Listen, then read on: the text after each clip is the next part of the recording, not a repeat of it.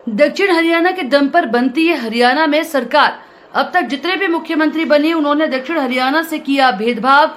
2014 से 2019 तक कैबिनेट मंत्री रहते हुए जितने काम राव नरवीर ने करवाए उतने काम पहले कभी नहीं हुए। जनसंपर्क अभियान के लिए राव नरवीर पहुंचे बेगमपुर खटोला। पूर्व कैबिनेट मंत्री राव नरवीर सिंह ने कहा कि 2014 से 2019 तक जब तक वे कैबिनेट मंत्री थे उन्होंने बादशाहपुर विधानसभा इलाके के विकास में कोई कमी नहीं छोड़ी थी। न तो 2014 से पहले और न ही 2019 के बाद किसी ने इस ओर ध्यान दिया। कहा कि बेगमपुर खटोला मेरा गांव है, यहाँ के लोग मेरे दिल के काफी करीब है। इस इलाके को विकास के मॉडल के तौर पर मैं विकसित करना चाहता हूँ।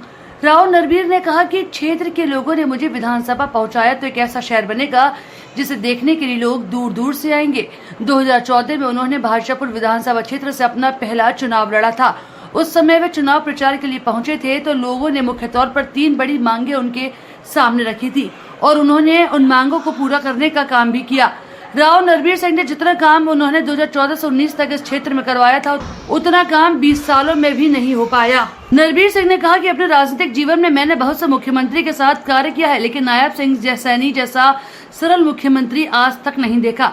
नायब सिंह सैनी ने मुख्यमंत्री के बाद से चंडीगढ़ के दरवाजे आम लोगों के लिए खोल दिए। बहुत थोड़े समय में उन्होंने हरियाणा में इतना काम किया जिसकी चर्चा आज तक भी होती है। उन्होंने कहा कि भाजपा सत्ता में आती है तो नायब सिंह सैनी जैसा मुख्यमंत्री इस प्रदेश को मिलेगा और विकास को 4 चांद लगेंगे। और जहां तक आवाज जारी सुनने वाली मेरी माताओं, बहनों और प्यारे बच्चों, आप लोगों ने जो मान सम्मान दिया इसका आप सबका तहे दिल से शुक्रिया। और भारतीय जनता पार्टी के प्रत्याशी के तौर पर आपसे वोट की विनती करने के लिए आया हूं। साथियों, 2014 में भी मैं चुनाव लड़ा और आपके आशीर्वाद, आपके सहयोग से मैं विधायक बना, सरकार बनी, मंत्री बना और जो कुछ मुझसे बन पाया वो मैंने काम करने की कोशिश की। ये तो कहता नहीं कि मैं चांद तारे सितारे तोड़ के लाया या आगे बढ़ जाऊंगा तो तोड़ के लाऊंगा, लेकिन एक एमएलए की हैसियत से, एक वजीर की हैसियत से जो कुछ कर सकता तो वो मैंने करने की कोशिश की। और ये कह सकता हूं मैं कि हरियाणा बना 1 नवंबर 1966 को, जब हरियाणा में 7 जिले थे और गुड़गांव भी एक जिला था। आज 2024 में 22 जिले हैं गुड़गांव में। और 2014 की सरकार बनने से पहले जो मुख्यमंत्री बने वो अपने जिले में या आसपास के जिले में विकास करते रहे। इस दक्षिण हरियाणा के लोग ये कहते रहे और मैंने भी राजनीतिक जीवन में देखा कि भाई सरकार जो भी बनी वो दक्षिण हरियाणा के दम पर बनी। सबसे ज्यादा विधायक यहाँ से जो बन के गए उसकी सरकार बनी।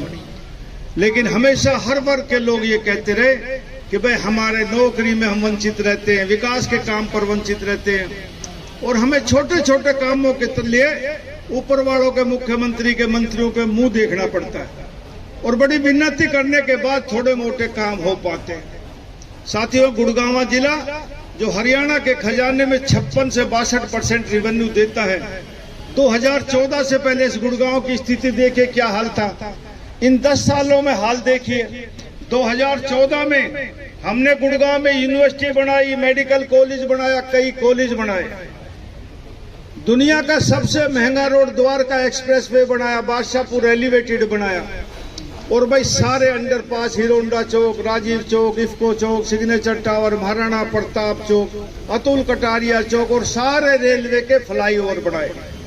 एक काम हमसे रह गया, वो डीपीआर जब बन रही थी इस बादशाहपुर एलिवेटेड की तो हमने वाटिका चौक को उसका उतार चढ़ाव नहीं किया। हम जाते हैं सुभाष चौक के बाद से वहां जाम लगने लग जाता है।